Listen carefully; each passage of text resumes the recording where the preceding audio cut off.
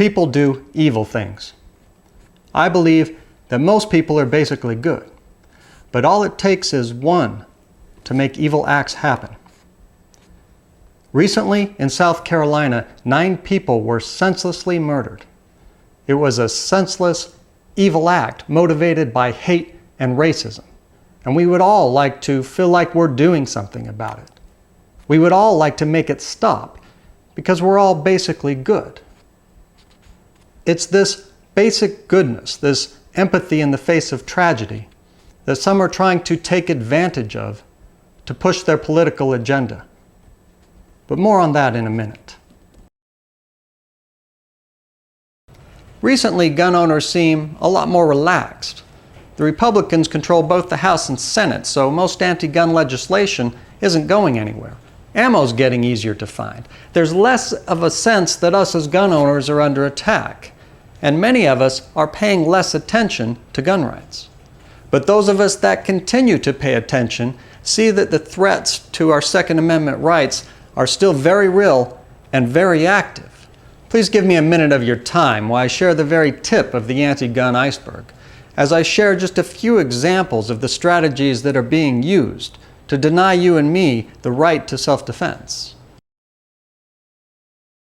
The Investigative Assistance for Violent Crimes Act was signed into law by President Obama in January 2013.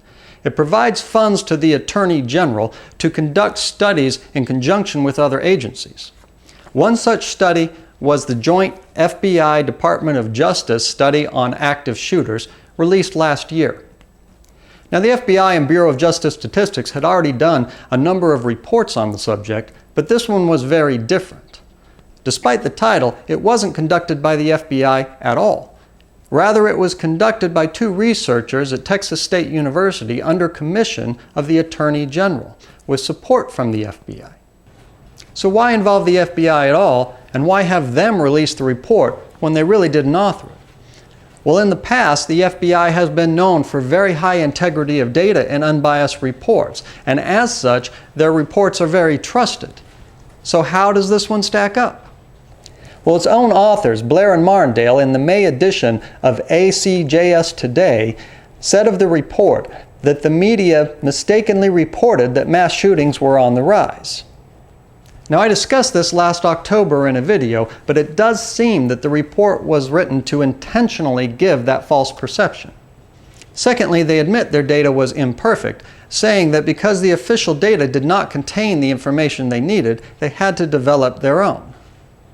The data they compiled contains a number of shootings that don't fit the standard definition of active shooter that happened towards the end of the study period, and disinclude several events that do fit the definition of active shooter that occurred during the beginning of the period. This, combined with a very selective date range, gives the false impression that mass murders had risen sharply, an impression that simply isn't true. The integrity of this report stands in sharp contrast to the FBI's usual standard, and that can be explained by the involvement of the Attorney General, a political office. There has been a number of executive orders and legislation passed to fund this very type of research, and we can plan to see a lot more of this type of report. Reports designed to support a false thesis and to sway public opinion, which ultimately drives legislation. Now, the next front is the state-by-state fight. Now, late last year, I made a video concerning Washington's I-594, a background check bill similar to that passed in Colorado. Since then, not only did that pass, but a very similar bill also passed in Oregon. Now, if you don't live in either of those states and are having a hard time trying to care, let me give you the big picture. This is a Bloomberg bill. This was written by Bloomberg's people and is then shopped around to various state and federal representatives for sponsorship. This bill will come to your state. So why do we care about this background check legislation? Well, in the first place, as I pointed out in my video on the Brady bill, they don't work. But that's not even the problem. The problem is that rather than use the established definition of transfer from the NFA, they redefined it to mean simply handing somebody a rifle. Now, there are exceptions for range activities and for family members, but they're written so narrowly that an act such as simply handing your friend a gun in your own home so he can check it out is now a felony. Now, it's my opinion that this bill was crafted to make it difficult for gun owners to stay on the right side of the law, thus making it inconvenient and as impractical as possible to be a gun owner. Now, in Washington and Oregon, Bloomberg spent so much money that they actually saturated the airtime. When pro-gun groups went to buy ads, airtime simply wasn't available. If we don't fight this in every state, it will come to your state and it will be passed. And last, but certainly not least, are the tragedies. Tragedies like the recent mass murder in South Carolina and the inevitable and immediate call for gun control policies that would have done absolutely nothing to prevent or mitigate that event. Would background checks have helped? No, the murderer passed a background check to acquire his weapon.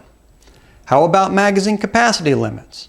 No, he used a low-capacity weapon and reloaded several times. Assault weapons ban? That doesn't even apply here. None of the proposed measures would have done anything to stop or mitigate this event, as is the case in almost all of these events. You can't legislate evil. I'm reminded of a quote from Mark Glaze, the former director of Bloomberg's anti-gun Everytown. He said, "I think it's a messaging problem for us. It's a messaging problem when a mass shooting happens and nothing we have to offer would have stopped that mass shooting."